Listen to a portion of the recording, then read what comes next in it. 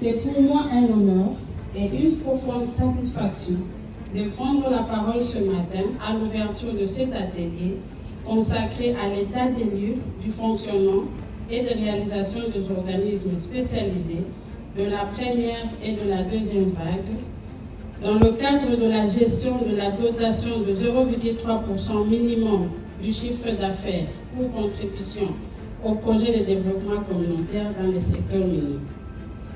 Je voudrais d'emblée saluer la tenue de cette rencontre qui traduit la volonté constante du président de la République, chef de l'État, son Excellence Félix Antoine Tshisekedi Tshilombo, à qui je rends des vibrants hommages, celle de développer notre pays, la RDC, dans l'équité et l'égalité des chances. Une mention spéciale à l'égard de la Première ministre, chef du gouvernement, son Excellence Madame Judith Suminwa Tuluka, pour son implication personnelle et un regard particulier qu'elle porte sur la réussite du mécanisme de la gestion de la dotation de 0,3% minimum du chiffre d'affaires pour contribution au projet de développement communautaire dans le secteur minier. Leurs Excellences, qui traduisent cette vision du développement de son Excellence Madame la Première ministre en des actions sur terrain. Et là, je cite son Excellence Maître Eve Bazaïba Massoudi, ministre d'État, ministre des Affaires sociales, Action humanitaire et solidarité nationale, ainsi que son Excellence M. Louis Kabamba Batoum, ministre des Mines, ici présent. Au-delà donc des chiffres, au-delà des procédures, il y a des hommes, il y a des femmes, il y a des enfants, il y a des communautés impactées qui attendent beaucoup de nous, qui attendent beaucoup de ce mécanisme. Leurs Excellences ont vu le sourire et la joie de cette population durant leur itinérance respective. Ils ont vu ça. Et ils disent, il ne faut pas nous pardonner si nous y mettons de la négligence, parce qu'il faut que cette joie soit une joie durable. Il faut que ce sourire soit durable et que ça impacte toute la nation. C'est donc l'espoir d'une vie meilleure. C'est l'espérance que les richesses du sous-sol profiteront désormais à nos générations futures. Nous avons une responsabilité collective à l'égard de cette population qui n'attend que tout de nous. C'est pour moi un réel plaisir de prendre la parole ce jour à l'occasion de l'ouverture de cet atelier qui est consacré à l'état des lieux du fonctionnement et des réalisations des organismes spécialisés des premières et deuxièmes vagues. Permettez-moi avant toute chose de souhaiter la bienvenue à chacun de vous et de saluer votre présence qui témoigne de l'importance que nous accordons collectivement à la bonne gouvernance du secteur minier et au partage de la richesse qu'il génère pour un développement communautaire durable des communautés affectées. Aujourd'hui, le gouvernement de la République, le ministère des Mines, les populations affectées par les projets miniers, tous les observateurs du secteur attendent donc de vos travaux des analyses rigoureuses, des échanges constructifs et surtout des recommandations pertinentes, réalistes et pragmatiques qui contribueront à renforcer le rôle stratégique des organismes spécialisés dans le développement durable de la République démocratique. C'est une occasion unique que nous avons ici de prendre le destin de nos populations entre nos mains et développer notre pays. Ici, il ne s'agit pas d'aller à la Banque mondiale, il ne s'agit pas d'aller au Fonds monétaire international, il ne s'agit pas d'aller à la Banque africaine de développement, il ne s'agit pas d'aller à l'Union européenne pour tendre la main. Ici, les moyens sont là. La balle est dans notre camp. Qu'est-ce que nous voulons voir? Et c'est cette vision-là qui doit être claire dans notre tête aujourd'hui et que nous devons construire ensemble pour y arriver. Je vous remercie. Mesdames et messieurs, sur ces mots et après avoir réaffirmé tout l'intérêt que le gouvernement de la République, sous la haute impulsion de son Excellence, Monsieur le Président de la République, chef de l'État, accorde à cette question de la gestion de la dotation de 0,3% pour le développement de nos communautés, dans les secteurs miniers. Je souhaite à tous et à toutes des travaux fructueux, riches en enseignements et en propositions constructives. Que Dieu bénisse notre pays et qu'il guide nos pas vers le développement et la solidarité nationale afin de construire une République démocratique du Congo véritablement pays solution où il fait beau vivre. Sur ce, je déclare ouvert l'atelier sur l'état des lieux du fonctionnement et des réalisations des organismes spécialisés de la première et la deuxième vague.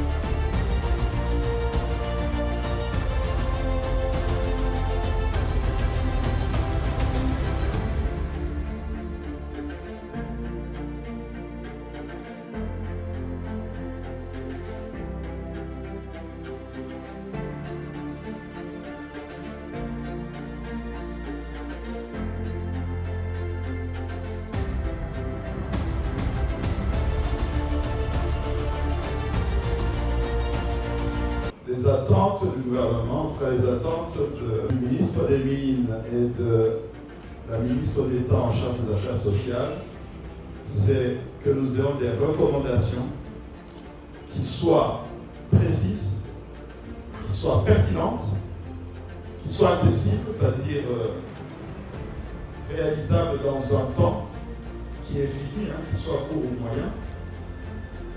Mais surtout, ça doit être aussi des recommandations qui permettent une certaine possibilité de vérification.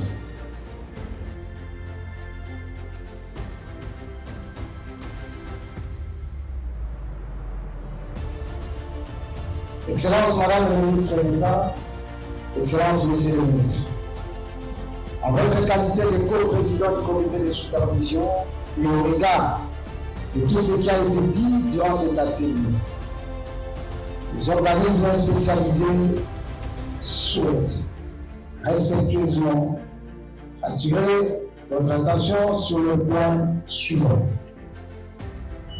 Premièrement, la nécessité d'assurer davantage la rapidité dans le traitement de l'annulation et l'approbation des dossiers soumis au comité de supervision.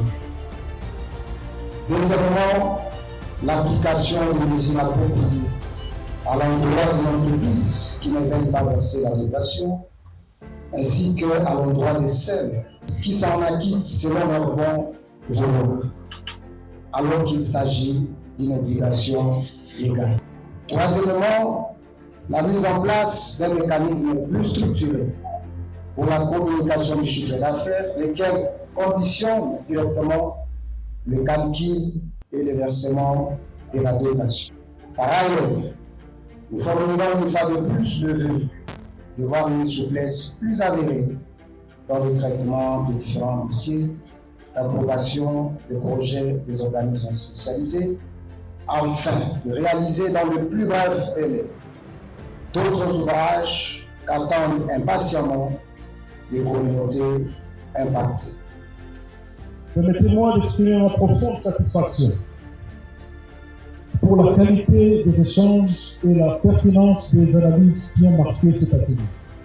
Les travaux que vous venez d'achever ont permis d'évaluer le fonctionnement institutionnel des organismes spécialisés, d'examiner les réalisations déjà enregistrées dans les différents secteurs du développement, d'identifier les défis et les contraintes qui persistent dans la gestion de ces ressources, et surtout de formuler des recommandations concrètes pour améliorer l'efficacité, la transparence, la redevabilité dans la gestion de cette dotation. Les constats dressés, parfois exigeants mais nécessaires, témoignent de la volonté collective d'améliorer le dispositif existant afin qu'ils répondent pleinement aux ambitions du Code minier et aux attentes légitimes de nos populations. Je voudrais à cet égard réaffirmer la détermination du gouvernement de la République sous la haute impulsion de son Excellence, Monsieur le Président de la République, chef de l'État, Félix Antoine Tshisekedi Tshilombo, et sous la coordination de son Excellence, Madame la Première ministre,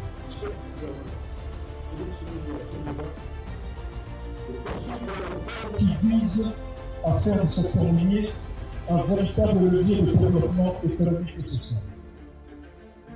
Je joins bien la recommandation à celle de ma collègue la militaire ici présent et aux recommandations que vous, les experts, avez faites.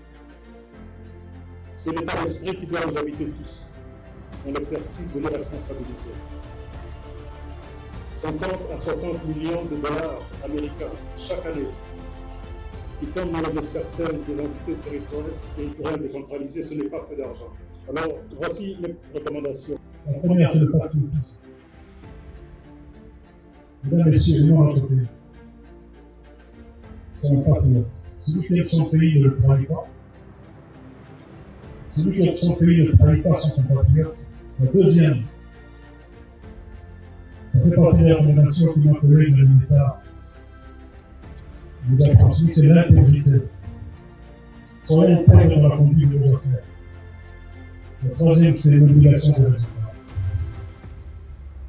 Quelles que soient les difficultés, quels que soient les challenges, ceux qui ont avancé en conflit, c'est que ça veut dire l'obligation de résultats. La dernière recommandation, c'est la méritocratie. Dans l'exercice de vos fonctions, vous devrez prendre des décisions. Que ce soit dans l'attribution des marchés, que ce soit dans le recrutement de certaines personnes pour accomplir certaines tâches. Le compte de la méritocratie. Ça veut dire mettre les gens qui font à la place qu'il faut. Je voudrais d'emblée saluer votre présence massive et surtout votre engagement et activité tout au long de cette année.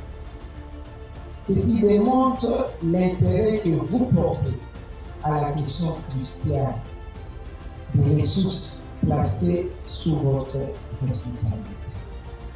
En ma qualité de ministre ayant les affaires sociales dans ses attributions et sous le leadership éclairé de son Excellence, Monsieur le Président de la République, chef de l'État, Félix Antoine Tshisekedi Tshilombo, à qui je rends mes hommages les plus déférents et sous la coordination de son Excellence Madame Judith Suminwa Tuluka, Premier ministre chef du gouvernement, je voudrais vous rassurer que personnellement, je ne ménagerai aucun effort pour l'atteinte des résultats pour le développement communautaire de notre population à travers cette ressource que la nation a mise à disposition à travers les codes miniers, le règlement minier et tous les autres textes y afférents. Je voudrais vous adresser un message à l'instar de mon collègue. Mon message s'articule sur trois volets. Premièrement, c'est toujours qu'il y a des actions positives. C'est un message de félicitation et d'encouragement. Aux responsables des textes de la première étape, vous avez été des pionniers, des précurseurs. Vous avez construit sur un terrain parfois vierge, où vous n'avez pas de bataille. Vous avez saisi de créativité. Et ces succès, par vos échecs, ont pavé la voie pour ceux qui vous suivent désormais.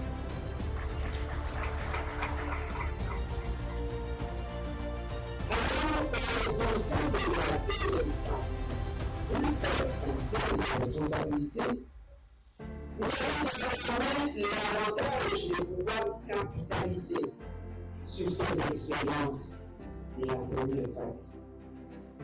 Utilisez-la pour éviter les écueils, s'il vous plaît, innovez.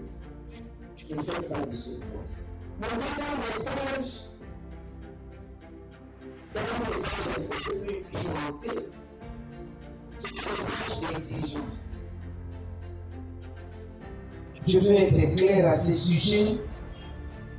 La dotation minimum n'est pas une faveur faite aux communautés. C'est un droit des ayants droit. C'est la part qui leur revient pour que les richesses du sous-sol se transforment en opportunités de vie meilleures. Alors, la gestion de ces ressources doit être irréprochable. Elle doit être guidée par les principes de redevabilité, de transparence et d'efficacité sociale. C'est un contrat social que nous avons. Et le troisième lycée dans mon message, c'est un appel à la synergie d'action. La communauté n'est pas l'affaire des seuls ministères des Affaires sociales ou ministère des Mines concernés directement par la dot. Il est d'une part, je disais, le développement communautaire. Il est d'une part le fruit d'une collaboration entre les ministères. Certes, il y a les affaires sociales dans ses attributions, les ministères des Mines, mais aussi les autres ministères sectoriels concernés selon leur domaine de compétences, en l'occurrence le ministère de la Santé, le ministère des formations professionnelles, le ministère de l'Éducation, etc. Ça c'est d'une part, et d'autre part, il faut qu'il y ait une collaboration, une synergie avec les entreprises minières et les communautés locales elles-mêmes. Mesdames et messieurs, cela étant, les conclusions et recommandations issues de cet atelier sont désormais entre nos mains. Elles ne doivent pas finir dans les tiroirs. Je l'ai déjà dit, je le répète encore, en ce qui me concerne, je prends l'engagement devant vous et mon collègue ici présent que les actions contenues dans les plans d'action 2026-2027 du comité de supervision seront mises en œuvre rapidement. Soyez donc rassurés que beaucoup de vos préoccupations seront réglées par la directive complémentaire aux dispositions relatives à la gestion de la dotation et aussi tous les projets miniers que vous avez soumis à l'approbation par les experts du comité de supervision. Ainsi, je formule le vœu que chacune de vous, en retournant dans sa communauté, dans son territoire ou dans sa province, soit un ambassadeur de cet esprit de rigueur, de solidarité qui a animé nos travaux.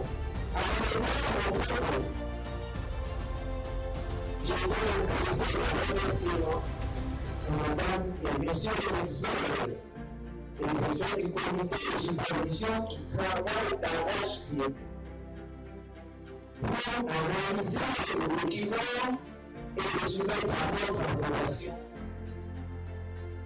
Je vous encourage à poursuivre dans cet élan et être dans l'ordre et l'engagement, la sonnette dans l'ordre pour que nous ayons la feuille de route l'action 2025-2026 du comité de supervision ne souffre aucune faille jusqu'en 2027. J'ai toujours dit, pour tous ceux qui travaillent pour le bien-être social, qui sont dans le pouvoir de Dieu. Le pouvoir social est servi à servir. Il servit surtout à l'homme, il servit des élèves, il servit ceux qui en ont besoin. C'est ça le développement, oui, mais aussi redonner le sourire, le réconfort et l'espoir de rendre des meilleurs en bonne population, en bonne communauté locale. Que Dieu bénisse la République du Congo sur ces événements pour appuyer sur l'état de lieu, le fonctionnement et les réalisations des organismes spécialisés de la consigne de la première et deuxième étape. Je vous remercie.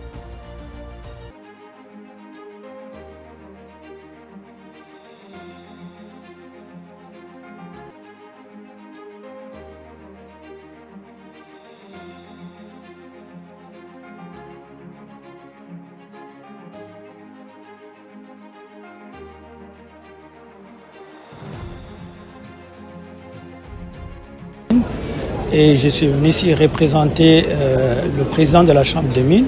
Et que ici, quand je parle de la Chambre des mines, c'est toutes ces entreprises minières qui donnent leur argent conformément à la loi, les 0,3% du chiffre d'affaires de tout ce qu'ils produisent, ils donnent aux organismes spécialisés pour la contribution au développement des communautés. En un temps, il y a eu la mise en place de toutes ces dots. Et il était précieux et important que les uns et les autres, toutes les parties prenantes se mettent ensemble pour faire une évaluation, voir qu'est-ce qui a marché, qu'est-ce qui n'a pas marché. Et personnellement, j'ai trouvé la rencontre très très importante, c'est très bon. Et nous nous sommes dit en face des choses qui, à un moment donné, qui fâchent en ce qui concerne le fonctionnement de tous ces organismes spécialisés et aussi la responsabilité des uns et des autres. La responsabilité du gouvernement à travers le ministère des Affaires sociales, à travers le ministère de Mines, aussi le FNPSS, le comité de supervision et même les responsables des dots eux-mêmes. Je pense que les communautés, eux aussi, ils font partie des parties prenantes. Chacun doit jouer sa partition. Il y a le problème même au niveau des communautés de comment est-ce qu'il faut s'approprier les ouvrages, par exemple. C'est un problème de communauté aussi.